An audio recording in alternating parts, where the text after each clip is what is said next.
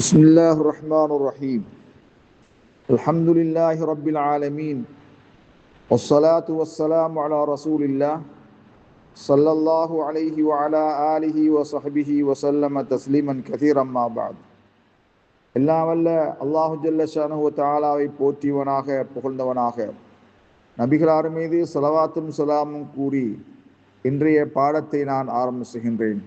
இன்றைய பாடத்தலைப்பாக ஹல் தஜிபு ஸகாத்து அலல் லுஅ்லு வல் அல்மாஸ், மாணிக்கம் மரகதம் போன்ற விலை உயர்ந்த வைகள் மீது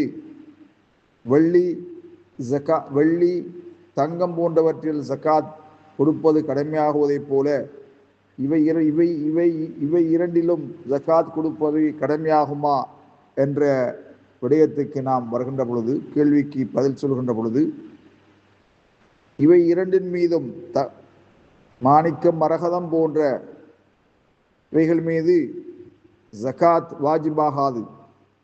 இல்லா இதா காலை திஜாரா, இது வியாபார பொருளாக இருக்குமே ஆனால் வியாபார பொருளுக்கு என்ன சட்டங்கள் இருக்கின்றனவோ அதே சட்டம் இவைகளிலும் நடைமுறைப்படுத்தப்படும். ஆனால் அது அவ்விரண்டும் அணியப்படுகின்ற ஒரு ஆபரணாதியாக இருக்குமே ஆனால் அது அதிகமாறுத போதிலும் சரியே அதில் ஜகாத் கடமையாகாது. ஏனென்றால் ஜகாத் கடமையாகுவதெல்லாம் தங்கம் வள்ளி இவை இரண்டிலுமே தான் ஜகாத் கடமையாகும். எப்பொழுது தங்கம் வள்ளி குறிப்பிட்ட நிசாபை அடைந்தால், குறிப்பிட்ட அளவை அடைந்தால் ஜகாத் கடமையாகும். குறிப்பிட்ட நிசாபை அளவை அடையாத போது பல ஜகாத் ஃபீஹிமா ஐதன், அவ்விரண்டிலுமே ஜகாத் கடமையாகாது. கணியத்துக்குரிய சகோதரர்களே, ஒரு பெண்ணிடத்திலே நிறைய மோதிரங்கள் இருக்கின்றன. முத்து, பவளம், மாணிக்கம் போன்றவற்றினால் செய்யப்பட்ட பல மோதிரங்கள் இருக்கின்றன.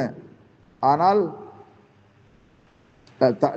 தங்கம் வள்ளி மோதிரங்கள் பல இருக்கின்றன.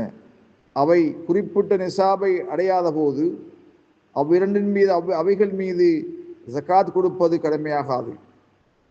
தங்கத்தின் அளவுகோல் 85 ஜராமன், 85 கிராம் தங்கம் இருந்தால் ஜகாத் கடமையாகும்.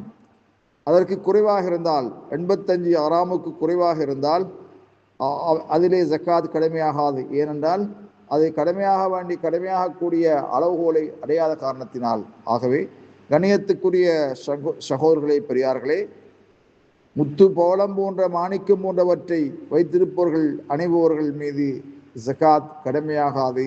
வல்லாஹு ஆலம் பிஸ்ஸவாப்.